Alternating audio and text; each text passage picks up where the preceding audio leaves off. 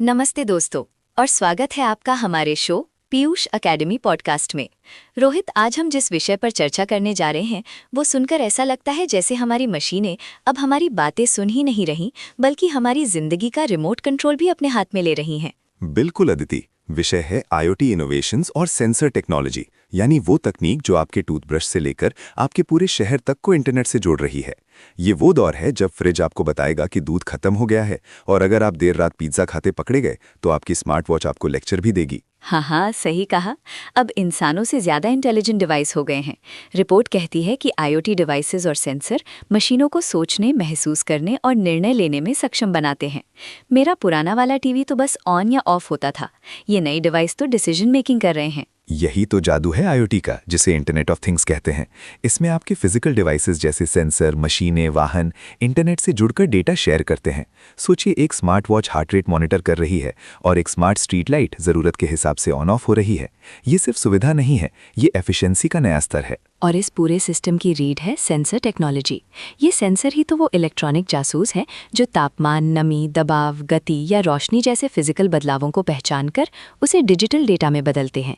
जैसे कि एक मोशन सेंसर, अगर रात में आपके घर के पास कोई चूहा भी भागा तो वो उसे मूवमेंट डिटेक्टर के रिकॉर्ड कर लेगा। चूहा या फिर मेरा वो पड़ोसी जो अक्सर रात में चुपके से मेरे वाईफाई का पासवर्ड पूछने आता है। अब जरा इसके प्रकारों पर नजर डालते हैं। रिपोर्ट ने कई सामान्य सेंसर बताए हैं: टेम्परेचर, मोशन, प्रेशर, गैस और प्रॉक्सिमिटी सेंसर। प्रॉक्सिमिटी सेंसर मेरे लिए बहुत ज़रूरी है ताकि मुझे पता चले कि पास आने वाली चीज़ कोई दोस्त है या फिर उधार मांगने वाला रिश्तेदार। अब बात करते हैं 2025-26 के इनोवेशन की, जो वाकई में गेम चेंजर है। पहला है एआई इंटीग्रेटेड आईओटी। मतलब अब आईओटी डिवाइस सिर्फ डेटा नहीं इकट्ठा कर रहे बल्कि आर्टिफिशियल इंटेलिजेंस की मदद से खुद सीख रहे हैं और बेहतर निर्णय ले रहे हैं।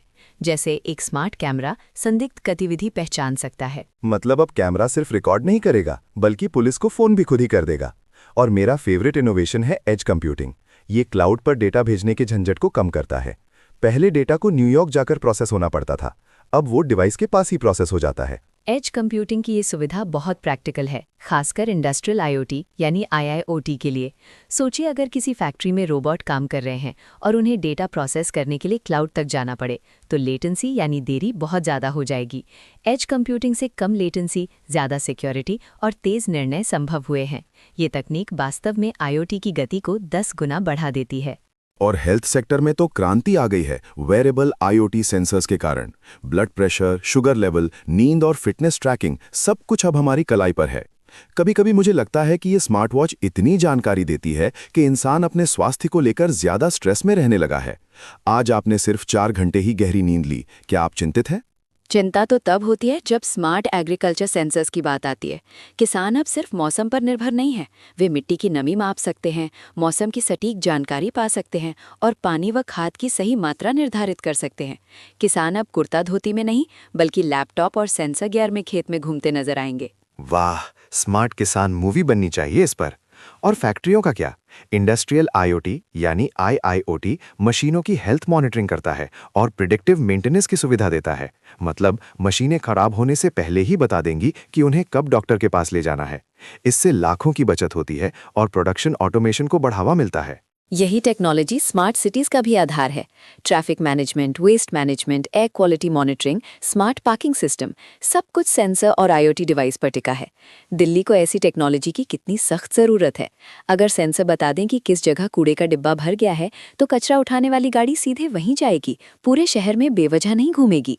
और ट्रैफिक मैनेजमेंट में अगर हर सिग्नल खुद ही डेटा एनालाइज करके बताए कि किस तरफ ज्यादा जाम है और ग्रीन लाइट की अवधि कितनी होनी चाहिए, तो रोज सुबह की हमारी ट्रैफिक योग क्लास से हमें मुक्ति मिल जाएगी।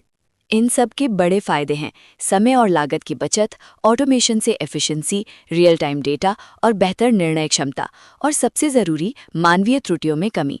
मशीनें कॉफ़ी पीकर गलती नहीं करती रोहित। लेकिन अतिथि, जहां फायदे हैं वहां चुनौतियां भी पहाड़ जैसी खड़ी हैं। सबसे बड़ी चिंता है डेटा प्राइवेसी और सिक्योरिटी। हमारा फ्रिज, हमारी घड़ी, हमारा शहर सब हमें मॉनिटर कर रहे हैं। अगर मेरा स्मार्ट रेफ्रिजरेटर गलती से मेरे बॉस को बता दे कि मैं सारा दिन चिप्स खाता रहता हूं, तो मेरी इमेज का क्या होगा?